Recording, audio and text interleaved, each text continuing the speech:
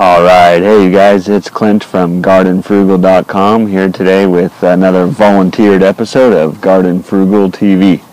So, as you can see, it's been a while since I did my last video. Milo was I think he was about 8 weeks old puppy back then, and now he's about 5 months old and a lot bigger. So, here, you want this? Go get it. So in today's episode, you guys, what I want to talk about is you'll hear people that refer to plants as volunteers. And as you can see right here in my garden bed, I have a bunch of tomatoes that are volunteers. And basically what that means is they're just, I had tomatoes growing here last season. Some of the tomatoes fell off. And then this year the seeds sprouted, and I'm growing some tomatoes. And they popped up. So volunteers are great, and I think this opens up the door for me to just quickly talk about the different types of tomatoes.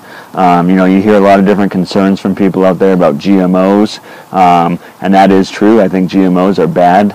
The good news is those aren't really readily available to the public, so you don't have to worry about that. And then there's basically three other types I'm going to talk about. There's open pollinated, heirloom, and hybrid. And I've heard people on the internet refer to hybrids as being bad as well. Hybrids aren't bad, you guys, and I'll explain all that here in just a sec. So these are volunteers. I have no idea what type of tomatoes these are going to grow up to be. Most of the ones in this area here were Sweet 100s, which are a hybrid tomato. So what that means is, with it being a hybrid is just a cross between two different... Go get it. Sorry. A hybrid is just a cross between two different tomatoes.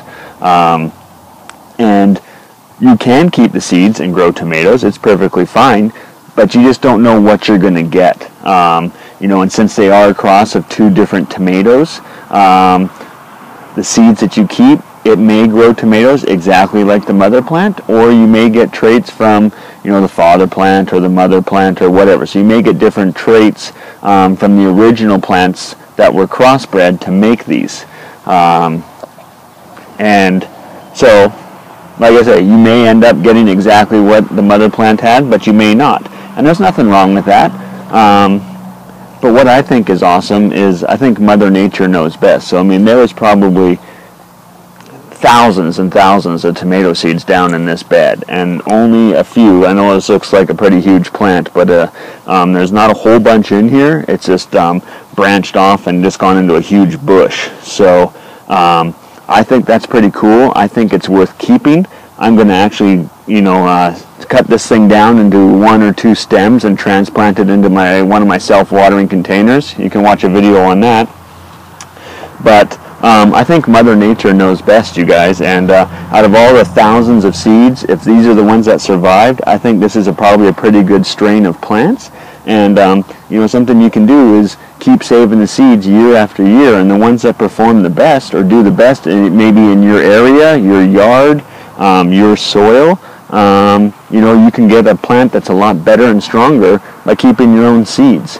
And basically, open pollinated means you'll see people refer to that as those are ones you can keep the seeds from. An open pollinated plant is just one that's been bred so many times and continually got the same results that it's considered open pollinated, meaning an open pollinated plant, if you were to save the seeds, you're going to get the exact same plant as your original plant. You're not going to get maybe some traits from a mother plant or from a father plant when they were first crossbred. You're going to get one exactly the same. I know, he just wants to play. Go get it. So open pollinated is great, you guys, because if you grow those and you keep the seeds, you're going to be able to grow the exact same plant the next year. Then you come into heirloom, and heirloom is basically just an open pollinated plant, and there's some controversy on the internet of how you come up or define an heirloom, but the consensus among most people are it's an open pollinated plant that's been bred or kept for a minimum of 50 years. So then once you've done it for 50 years, people refer to it as an heirloom. And all an heirloom is an open pollinated plant, and open pollinated plants can come from hybrids after years of breeding them and getting the same and keeping the same results and the traits, and basically breeding out the other genes out of them to where you just have the ones that you want. So I know a lot of people are like, no, that's not true. I'm not growing crazy monster plants because I kept hybrid seeds. These things are probably going to grow great. They're going to grow great tomatoes.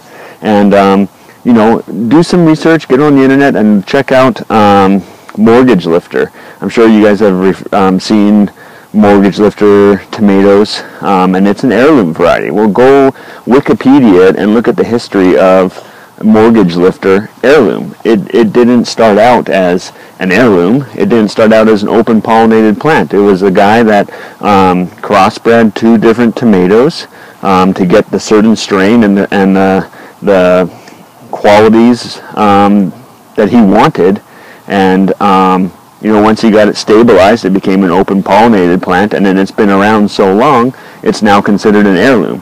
But that came from crossbreeding plants, you guys, and that's all a hybrid is, all right? It's what happens in Mother Nature. If the bees were to go from one of my plants to another one and cross-pollinate it, they're basically doing the exact same thing as a hybrid, but a hybrid is someone physically doing it themselves, picking the 2 plants that they want to crossbreed and crossbreeding them. And it's not a bad, scary thing. GMOs are, well, like I say, you don't have to worry about going out and buying GMO seeds anywhere because they're not really available to the public yet. So anyways, I hope this kind of has brought some light to open pollinated, hybrid, and heirloom tomatoes. And like I said, I think these things are worth keeping, and I'm going to single stem these, or probably come down to 2 stems, and transplant them, and I'll keep you guys posted on how these things are doing. But as you can tell, they're doing pretty good. So that's basically it. That's me and Milo saying thanks for coming, thanks for watching.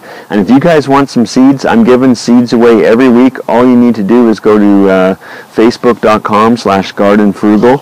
Find the post of this video or any of my videos, and then just underneath that post there's a share button.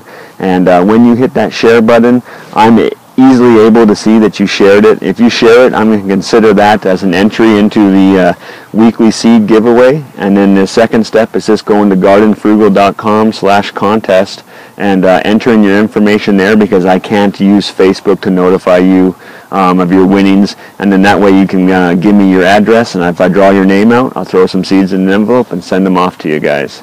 All right? So hopefully this makes a little bit of sense. I'm going to get to work trimming this thing down and transplanting it, and look for pictures on the Facebook page of what's to come. All right, you guys? As always, know your limit, grow within it. Milo, come on. Take care. Sit. Sit. Sit. Milo, look. Sit. Sit. Good boy.